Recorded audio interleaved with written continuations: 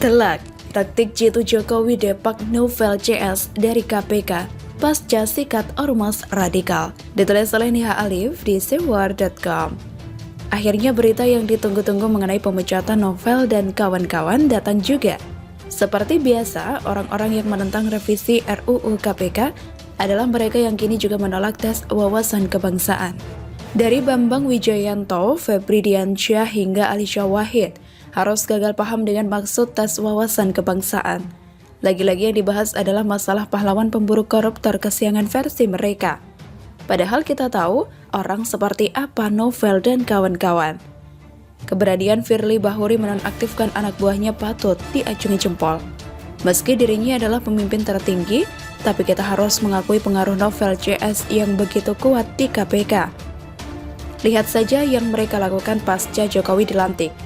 Tak berselang lama ada penangkapan kepada menteri dari Gerindra dan PDIP yang lekat dengan koalisi pemerintah. Permainan kotor pun dilakukan media Tempo yang jadi corong novel Baswedan.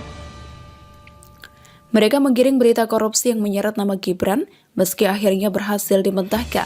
Sedang carut-marut anggaran di DKI yang nilainya jauh lebih besar malah terabaikan. Untuk itu adanya tes kebangsaan yang menjadi prasyarat status ASN menjadi strategi ciamik Jokowi dalam membersihkan KPK. Lihat saja betapa bobroknya kualitas kebangsaan novel dan kawan-kawan di hadapan ujian kebangsaan. Pantas saja KPK sering dikaitkan dengan memeras tersangka, memojokkan hakim, dan hingga ada oknumnya yang mencuri emas batang. Kini juga lega akhirnya duri dalam daging itu berhasil dikeluarkan Jokowi. Dan seperti yang kita duga, novel tak akan tinggal diam seperti biasa. Kali ini ia sengaja memojokkan Firly yang dengan berani memecatnya. Seperti dilansir dari merdeka.com, penyidik senior Komisi Pemberantasan Korupsi Novel Baswedan angkat bicara terkait surat keputusan pimpinan KPK nomor 652 tahun 2021. SK tersebut berisi penonaktifan dirinya beserta 74 pegawai KPK lainnya yang dinyatakan tidak lolos tes wawasan kebangsaan atau TWK. Ia menilai hal itu semakin menggambarkan ambisi seorang ketua KPK Firly Bahuri untuk menyingkirkan pegawai-pegawai yang berintegritas dengan segala cara.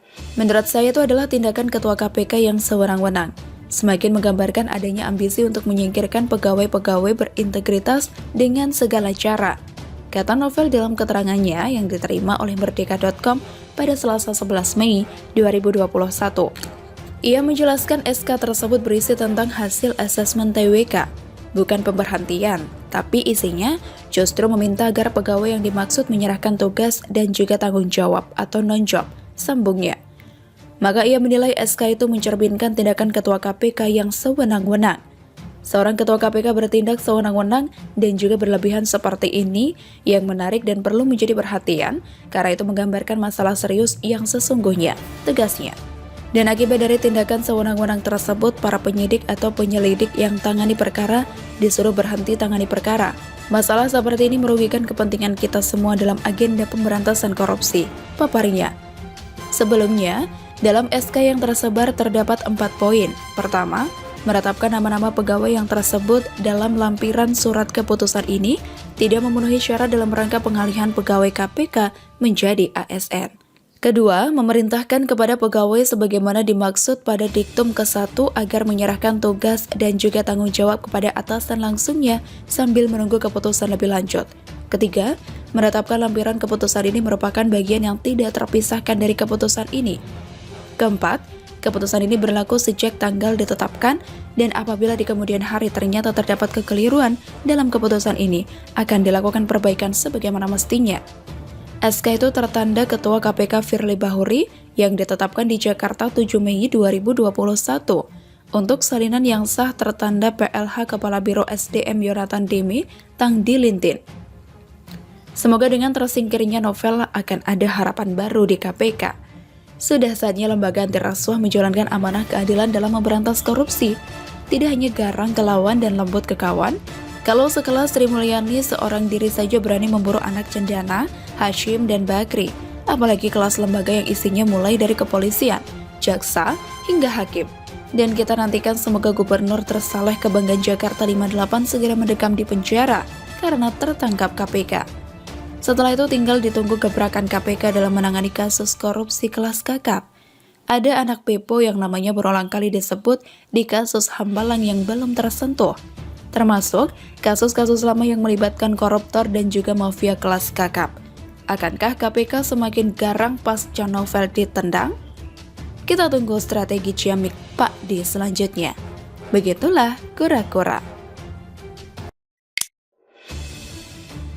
Hebat, hacker bisa retas nama Rizik hilang dari manifest penerbangan. Ditulis oleh Sardi di steward.com. Entah drama apalagi yang sedang dimainkan Rizik, takkan berpengaruh dalam sidang sebenarnya. Tapi lebih kepada lucu-lucuan agar orang-orang percaya dia ini orang hebat dan super penting. Rizik cerita soal masa-masa menjelang kepulangannya. Dia cerita ketika dirinya pernah dijahili hacker ketika akan pulang ke Indonesia dari Arab Saudi. Dia mengaku sempat 2 kali dihack oleh orang tak dikenal yang menyebabkan namanya hilang dari daftar manifest penerbangan. Baru pertama kali terjadi ada penumpang dihack namanya hilang dari komputer. Nah, setelah itu nama saya dikembalikan di komputer, artinya ini kendala. Ada pihak tertentu, saya tidak tahu itu siapa, ingin membatalkan saya pulang, kata Rizik dalam persidangan. Kalau memang pertama kali hal ini terjadi, logis gak hacker targetkan Rizik? Kenapa tidak targetkan orang yang jauh lebih hebat seperti Donald Trump, Joe Biden, Vladimir Putin, atau orang super kaya di bumi ini? Rizik ini Allah, cuma orang kecil yang berlagak sok besar. Dan satu lagi, wajar nggak hacker retas daftar manifest penerbangan? Ini hacker paling nggak ada kerjaan. Mau retas, ia retas rekening yang isinya duit. Retas nama Rizik ngapain? Memangnya bisa dapat sertifikat surga? Lagi pula dulu ada cerita dia melanggar izin tinggal, overstay, dan katanya mau dideportasi. Artinya pemerintah sana sudah tidak sabar mau menendang Rizik keluar dari negaranya kan? Rizik kemudian mengurus ke otoritas setempat terkait permasalahan atau kendalanya tersebut. Tapi, lagi-lagi Rizik mengaku mendapat perlakuan usil serupa oleh hacker. Tahu-tahu besoknya hilang lagi, saya punya nama sekeluarga. Saya nggak paham bagaimana cara kerja hacker dan bagaimana caranya nama saya hilang dari komputer, ungkapnya. Nah, akhirnya saya minta bantuan Badan Intelijen Saudi karena memang mereka yang mengizinkan saya pulang dan pencabutan cekal. Supaya pihak penerbangan Saudi ini diberikan semacam disposisi agar keberangkatan saya ini jangan sampai batal, katanya. Bukan hanya itu, hal ini juga dialami oleh anaknya yang ikut pulang ke Indonesia. Namanya dalam manifest juga tiba-tiba hilang. Ini yang paling keren dan memukau, kepulangan dirinya mengalami sedikit kendala, tapi justru membuat pemerintah Arab Saudi meminta maaf kepadanya. Jadi, katanya saya ini buronan, melarikan diri, ada persoalan hukum yang saya hadapi. Saya katanya red notice. Kemudian ada lagi yang mengatakan kalau saya ini orang politik yang selalu bikin keributan di mana-mana. Nanti bahaya untuk keamanan Saudi, kata Rizik. Keren ya Rizik, sampai namanya begitu menggelegar di seluruh dunia. Hingga hacker pun terobsesi dengannya. Lebih keren lagi, dia bisa minta bantuan Badan Intelijen di Arab Saudi. Dan bahkan pemerintah sana meminta maaf pada dirinya. Luar biasa sekali orang ini. Saya rasa memang pantas kalau dia ini lebih hebat dari presiden dan pendukungnya jutaan. Hehehe, makin dipikir makin geli. Pantas saja banyak yang memuja dia. Banyak yang mengatakan dia ini imam besar yang jauh lebih tinggi levelnya dibanding presiden. Sekelas pemerintah Arab saja sampai minta maaf bro. Wow sekali. Hehehe. Mungkin dia mau mengindikasikan kalau dirinya dihambat pulang ke Indonesia. Secara tidak langsung ingin menggiring kesimpulan kalau pemerintah Indonesia mungkin terlibat di dalamnya. Dari dulu juga sama polanya. Beberapa kali mau pulang lalu batal dan menyalahkan pemerintah. Padahal dia sendiri yang sibuk dan bikin ulah. Mau pulang tinggal pulang aja kok. Tapi karena overdosis agama, makanya nggak jadi pulang. Padahal kalau mau logis, pemerintah pasti sudah mengantisipasi ini. Pemerintah pasti tahu, cepat atau lambat, Rizik pasti pulang dan harus pulang. Tukang bikin ribut seperti Rizik pasti sudah dipikirkan cara mengatasinya. Kebetulan saja Rizik bikin ulah beberapa kali, makanya pemerintah lebih mudah membereskan dia beserta ormas dan juga pentolannya. Bahkan kalau mau, pemerintah bisa tegaskan red notice dan kerjasama Interpol. Tapi, kasus Rizik tidak terlalu parah untuk digunakan cara tersebut. Sentil dikit aja langsung sempoyongan. Bagaimana menurut